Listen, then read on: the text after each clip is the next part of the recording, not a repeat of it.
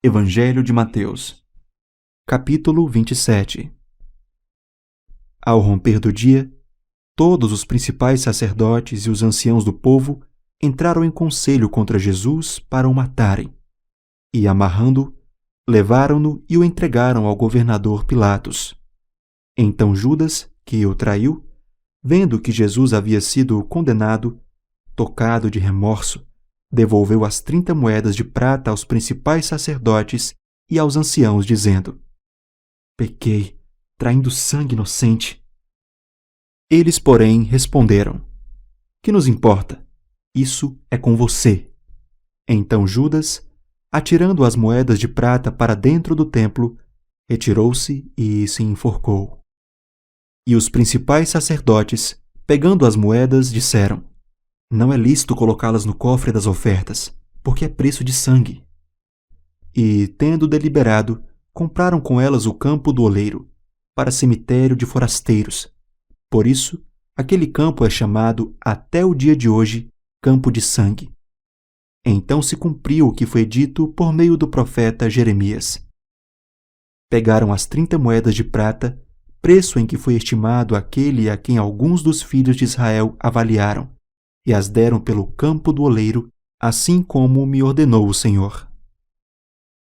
Jesus estava em pé diante do governador e este o interrogou, dizendo: Você é o rei dos judeus? Jesus respondeu: O Senhor está dizendo isso. E, sendo acusado pelos principais sacerdotes e pelos anciãos, Jesus nada respondeu.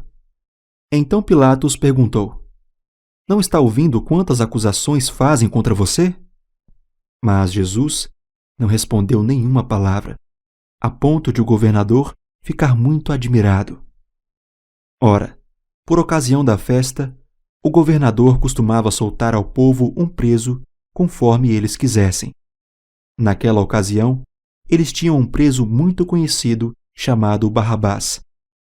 Estando, pois, o povo reunido, Pilatos lhes perguntou: Quem vocês querem que eu solte, Barrabás ou Jesus chamado Cristo? Porque sabia que era por inveja que eles tinham entregado Jesus. E estando Pilatos sentado no tribunal, a mulher dele mandou dizer-lhe: Não se envolva com esse justo, porque hoje, em sonho, sofri muito por causa dele. Mas os principais sacerdotes e os anciãos persuadiram o povo a que pedisse Barrabás e condenasse Jesus à morte. De novo, o governador perguntou: Qual dos dois vocês querem que eu solte? Eles responderam: Barrabás. Pilatos perguntou: Que farei então com Jesus chamado Cristo? Todos responderam: Que seja crucificado. Pilatos continuou: Que mal ele fez? Porém, eles gritavam cada vez mais: Que seja crucificado. Vendo Pilatos que nada conseguia e que, ao contrário, o tumulto aumentava, mandou trazer água e lavou as mãos diante do povo, dizendo: Estou inocente do sangue deste homem. Fique o caso com vocês. E o povo todo respondeu: Que o sangue dele caia sobre nós e sobre os nossos filhos. Então Pilatos lhe soltou Barrabás. E, depois de mandar açoitar Jesus, entregou-o para ser crucificado. Logo a seguir, os soldados do governador, levando Jesus para o pretório, reuniram em torno dele toda a tropa. Tiraram a roupa de Jesus e o vestiram com um manto escarlate. E, tecendo uma coroa de espinhos, a puseram na cabeça dele e colocaram um caniço na sua mão direita. E, ajoelhando-se diante dele, zombavam, dizendo: Salve, Rei dos Judeus! E, cuspindo nele, pegaram o caniço e batiam na sua cabeça. Depois de terem zombado dele, tiraram-lhe o manto e o vestiram com as suas próprias roupas.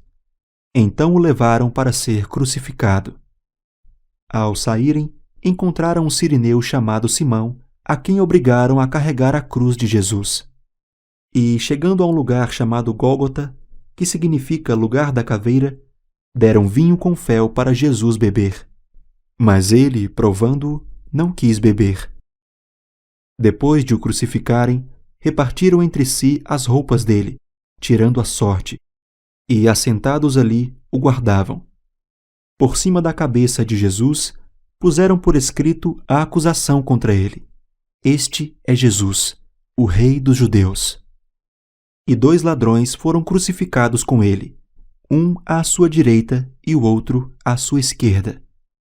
Os que iam passando blasfemavam contra ele, balançando a cabeça e dizendo: Ei, você que destrói o santuário e em 3 dias o reedifica, salve a si mesmo se você é o Filho de Deus e desça da cruz.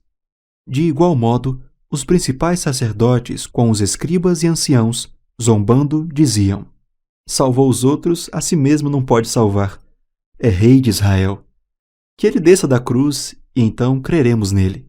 Confiou em Deus, pois que Deus venha livrá-lo agora, se de fato lhe quer bem, porque ele disse: Sou filho de Deus. Também os ladrões que haviam sido crucificados com ele o insultavam. A partir do meio-dia, houve trevas sobre toda a terra até as 3 horas da tarde. Por volta de 3 horas da tarde, Jesus clamou em alta voz, dizendo: Eli, Eli, lema sabactani. Isso quer dizer: Deus meu, por que me desamparaste? Alguns dos que estavam ali, ouvindo isto, diziam: Ele chama por Elias. E logo, um deles correu a buscar uma esponja e, tendo-a embebido em vinagre e colocado na ponta de um caniço, deu-lhe de beber. Os outros, porém, diziam: Espere, vejamos se Elias vem salvá-lo. E Jesus, clamando outra vez em alta voz, entregou o Espírito. Eis que o véu do santuário se rasgou em 2 partes, de alto a baixo. A terra tremeu e as rochas se partiram. Os túmulos se abriram e muitos corpos de santos já falecidos ressuscitaram. E, saindo dos túmulos, depois da ressurreição de Jesus, entraram na cidade santa e apareceram a muitos. O centurião e os que com ele guardavam Jesus, vendo o terremoto e tudo o que se passava, ficaram possuídos de grande temor e disseram: Verdadeiramente este era o Filho de Deus. Estavam ali muitas mulheres observando de longe. Eram as que vinham seguindo Jesus desde a Galiléia para o servir. Entre elas estavam Maria Madalena, Maria, mãe de Tiago e de José, e a mulher de Zebedeu. Ao cair da tarde, veio um homem rico de Arimateia chamado José, que era também discípulo de Jesus. Este foi até Pilatos e lhe pediu o corpo de Jesus. Então Pilatos mandou que o corpo lhe fosse entregue. E José, levando o corpo, envolveu-o num lençol limpo de linho e o depositou no seu túmulo novo, que ele tinha mandado abrir na rocha. E rolando uma grande pedra para a entrada do túmulo, foi embora. Estavam ali, sentadas em frente do túmulo, Maria Madalena e a outra Maria. No dia seguinte, que é o dia depois da preparação, os principais sacerdotes e os fariseus se reuniram com Pilatos e lhe disseram: Senhor, nós lembramos que aquele enganador, enquanto vivia, disse: Depois de 3 dias ressuscitarei.